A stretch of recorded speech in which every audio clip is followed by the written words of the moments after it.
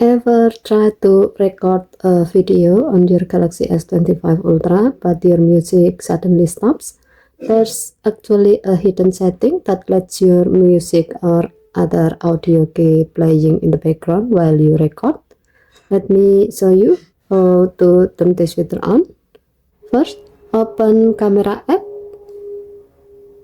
tap the quick control icon, then tap the settings icon. Scroll down the screen, tap Advanced Video option, scroll down the screen, and then enable audio playback. When this option is on, now when you record, your music will not pause, it will continue playing in the background.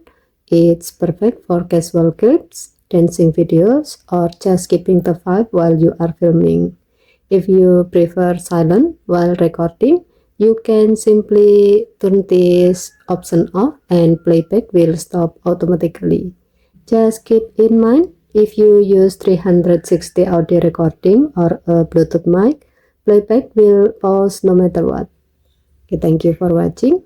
Please help to like and subscribe. Have a nice day.